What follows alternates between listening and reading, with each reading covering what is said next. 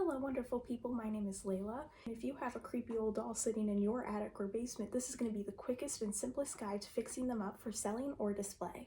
You can make money selling anything online, even more so when what you're selling is old and in good condition. You have the doll, and cleaning it can make all the difference. The first step with any doll is going to be identification. Who are you working with? Some dolls can go for a lot more than others online. Look on the back of the neck, the back, or the butt for a maker's mark that you can look up online. You also want to identify the material. Composition cracks easy and is hollow. Porcelain is a hollow ceramic that will shatter when dropped, and silicone can double as a lint roller. Hard plastic is durable but can still become damaged easily with age. Identifying the material can help with cleaning the doll. What may work on one material will not always work on the other without causing more damage. The second step to cleaning an old doll is literally cleaning it. For hard plastic dolls, dish soap is always going to be the safest possible cleaning agent you can use. Undress the doll carefully, and using a small amount of water and an even smaller amount of dish soap, use a soft rag to buff off any dust, dirt, or crud. Make sure to avoid all joints, eyes, metal, and any sort of mechanism that may or may not be electronic. Getting parts like those wet may cause rust, mold, or just damage. Once your doll is clean, you can now focus on the hair. Detangling is a tedious but simple task. Most hard plastic dolls will have synthetic hair that is at the very least manageable. Take care in being as gentle as possible to keep from ripping the hair out. Use a fine-toothed comb to work from the ends to the top of the hair. Stubborn hair can be conditioned with a mixture of 2 parts water and 1 part fabric softener.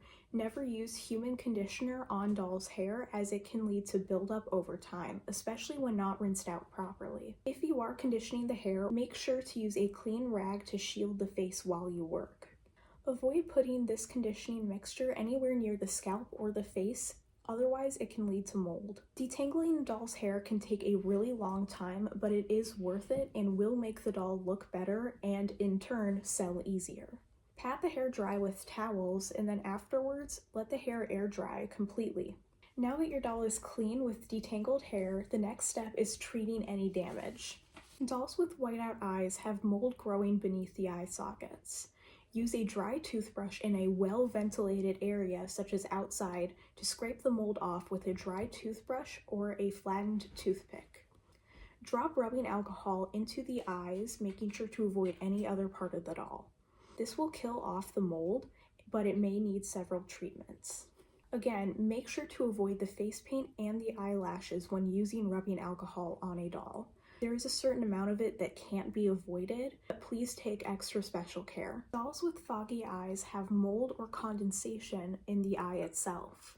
Take a piece of cardstock or a similar material to make a cone around the eye, making sure to leave the eyelashes out. You can use a warm hair dryer to go over the eye itself, and over time, this will clear out the fog. Never ever use sewing machine oil or any similar lubricant to defog the eyes.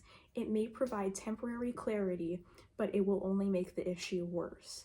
If you have the eyes fixed or the eyes never needed fixing at all, you can move on to the next step, which is going to involve paint. Face paint may fade or chip off over time, and taking the time to fix it can make all the difference. Painting over an old doll's face paint may seem like it's causing more damage than good, but when done in the right way, it is worth it.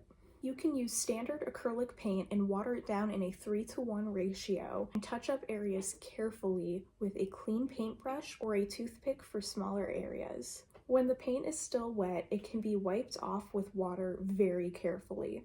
Treat the paint like it's permanent, even if you can wipe it off in the moment. Make sure to let the paint dry fully. After all of this, your doll should be looking a lot better.